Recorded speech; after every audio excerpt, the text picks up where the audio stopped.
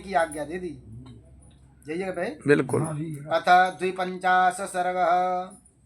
तस्य तद्वचनं श्रुत्वा वानरस्य महात्मनः आज्ञापयस्तस्य वधं रावण कोपमु क्रोधमूर्छितः वधे तस्य समायज्ञे रावणेन दुरात्मना निवेदितवतो दैत्यम् नानुमेने विभीषणः तं रक्षोऽधिपतिं क्रुद्धं तच्च कार्यमुपस्थितं विदित्वा चिन्तयामास कार्यं कार्यविधौ स्थितः निश्चितार्थ ततः साम्ना पूज्यं शत्रुधिजग्रहं गृजम् उवाच हितमत्यर्थं वाक्यं वाक्य विशारद।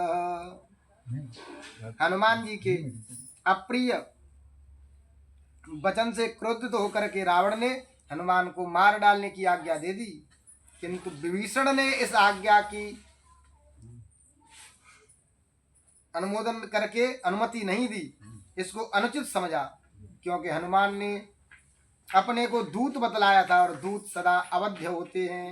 यहाँ विभीषण की एंट्री हुई है।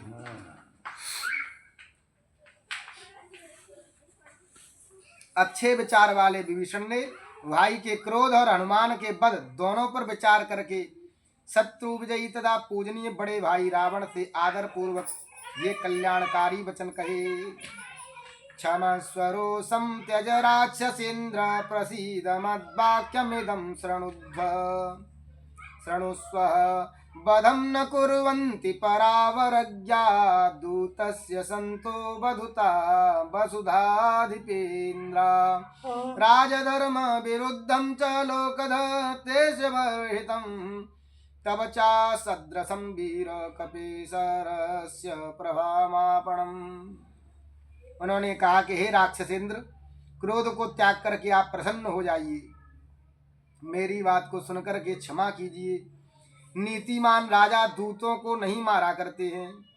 हे महापराक्रमी, इस वानर को मारने से अधर्म और लोक में निंदा होगी, इसलिए आप इसे न मारें, क्योंकि धर्मज्ञस्य कृतज्ञस्य राजधर्म विशारद परावरज्ञो भूतानां तमेवं परमार्थवे ग्रह्यांते यदि रोषेण तादृशोऽपि विपश्यत ततः सहस्रविपश्चितं श्रम एव हि केवलम्। तस्मात् प्रसीद शत्रुघ्न राक्षसेन्द्र दुरासद युक्तायुक्तं विनिश्चित्य दूते दंडो विधीयताम्। विभीषणस्य रावणो राक्षसेश्वर रोषेण ताविष्टो वाक्यमुत्तरमब्रवीत्। आप धर्म और राजनीति के ज्ञाता और दूरदर्शी हैं। आपको अनुचित उचित और अनुचित का ज्ञान है। आप सत्य को जानने वाले हैं। हाँ जी। यदि आप जैसे बुद्धिमान भी क्रोध में आकर के अनुचित कार्य करने लगेंगे तो फिर शास्त्र का पढ़ना राम नहीं है, रामायण चल रही है, श्रम मात्र फल देने वाला रह जाएगा। इसलिए हे शत्रुनाशन, हे राक्षसेंद्र, आप प्रसन्न हो और योग्य अयोग्य का विचार करते हुए दूतों के योग्य दंड देने की व्यवस्था करें। विभीषण की इस बात से रावण ने बड़ा क्रोध किया और कहा, हे शत्रुसूदन, न पापानां वधे पापं वेद्यते शत्रुसूदन तस्माद्देनं वधिष्यामि वानरं पापकारिणम्।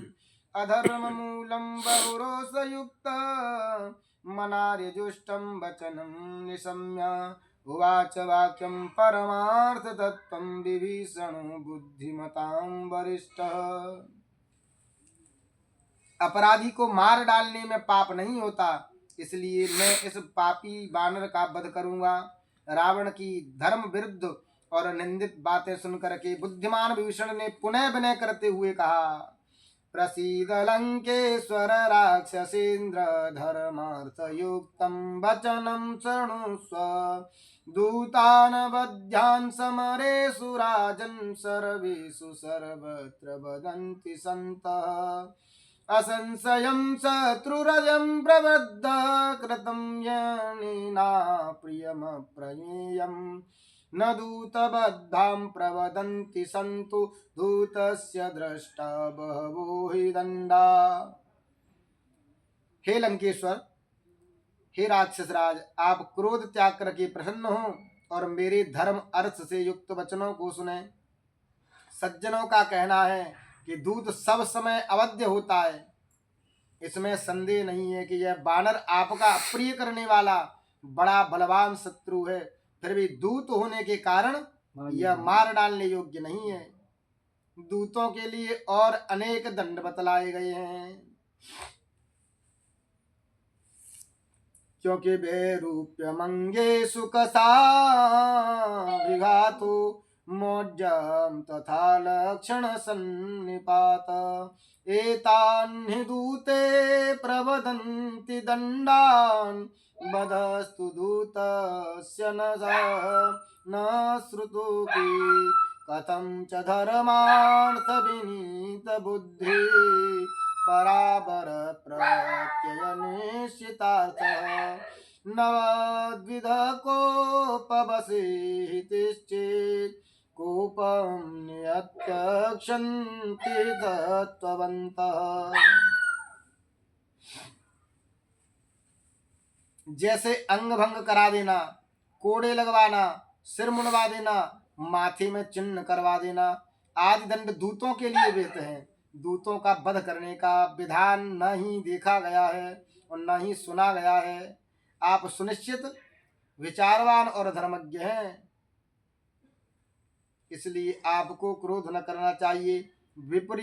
विनीत लोग क्रोध नहीं किया करते हैं। न धर्मवादी न च लोकभक्ते न शास्त्र बुद्धि ग्रहणेषु चापि विद्येत कश्चित् तव वीरतुल्यस्तं तमः सर्वसुरासुराणां सूरेण वीरेण निशाचरेन्द्र सुरासुराणामपि दुर्जयेन त्वया प्रगल्भासुरदैत्यसङ्घा युद्धेषु युद्धेष्वसकृन् नरेंद्रा। हे वीर, धर्म कार्य में, शिष्टाचार में और शास्त्र का अर्थ समझने में आपसे बढ़कर के दूसरा कोई भी नहीं है। हे वीर, आप सभी देवताओं राक्षसों में श्रेष्ठ हैं। हे राक्षस राज, आप वीर हैं, कोई भी देवता या दैत्य आपको पराजित नहीं कर सकता। बड़े बड़े वीर देवताओं को आपने बार बार रण में हराया है। एतं वेधास्यामरदैत्य शत्रो सूरस्य वीरस्य तवाजितस्य कुर्वन्ति मूढा मनसो व्यलीकं प्राणैर्वियुक्ता ननु ये पुराते न चाप्यस्य कपे धर्ते कपे धाते किंचित् पश्यामहं तृणं ते स्वयं पात्यतां दण्डो यैरयं प्रेषितं कपिः। इस प्रकार आप सूरवीर तथा अजय महापुरुषों के साथ बैर साधे हुए वे देवता आपके मन में विकार उत्पन्न करते हैं, जिन्हें आपने समय समय पर मारा है। इस बानर को मारकर मैं कोई लाभ नहीं देखता, अतएव आप इसे छोड़ दीजिए, उसका वध न करें, उसे वध का दंड दें जिसने इसे यहाँ भेजा है वह आपका परम शत्रु है, यह नहीं है, यह तो दूत मात्र है। साधुर्वा यदि वा साधु परेरेश समर्षितः ब्रुवन् परार्थं परवान्न दूतो वधमर्हति अपि चास्मिन् हते राजन् नायं पश्यामि खेचरम् इह य पुनरागच्छेत् परं पारं महोदधे तस्मान्नास्य वधे यत्न कार्य परपुरञ्जयः भवान् सेन्द्रेषु देवेषु यन्त्रमास्तातुमर्हति अस्मिन् विनष्टे न हि दूतमन्यं पश्यामि यस्तौ नरराजपुत्रौ युद्धाय युद्धप्रियदुर्विनीता बुधो जये दीर्घयथा वरुद्धौ। यह बानर भला है या बुरा, किंतु इसे किसी दूसरे ने भेजा है।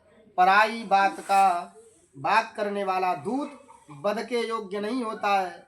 वह अपनी ओर से कुछ नहीं कहता, वो तो उसका संदेशा सुनाता है, क्योंकि वह सदा पराधीन रहता है। इसलिए पराधीन सपने सुख नाही।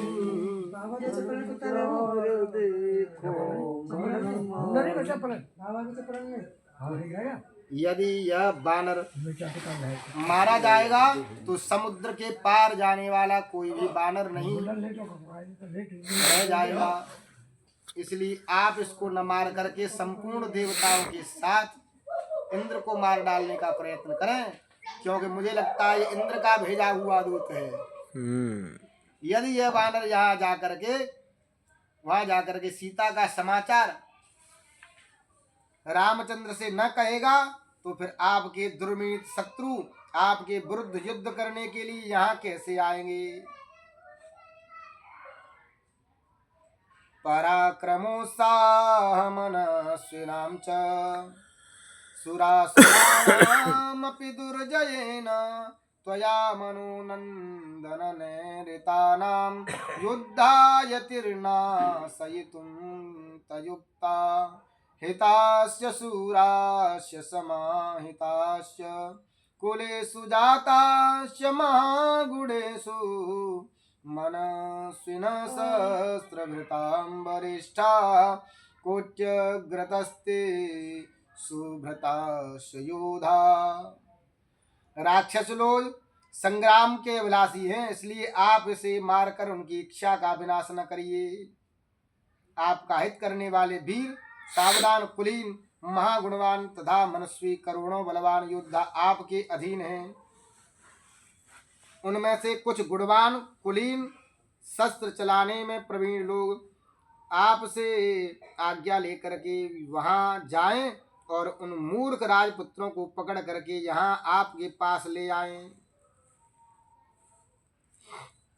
तदेकदेशेन बलस्य तावत् केचित्तवादेशकृतो भियान्तु तौ राजपुत्रौ विनिगृह्य मूढौ परेषु ते भावयितुं प्रभावम् चिरानिशाचराणामधिपोऽनुजस्य विभीषणस्योत्तमवाक्यमिष्टं जग्राह बुद्धासुरलोकशत्रु महाबलो राक्षसराजमुख्यः क्रोधं च जातं हृदये निरुध्य विभीषणोक्तं वचनं सुपूज्य उवाच रक्षोधिपतिर्महात्मा विभीषणं सहस्रभृतां वरिष्ठम्।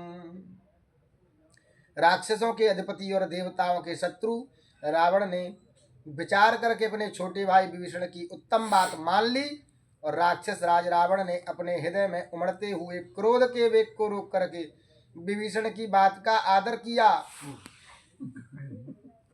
भैया गुस्सा की बात है।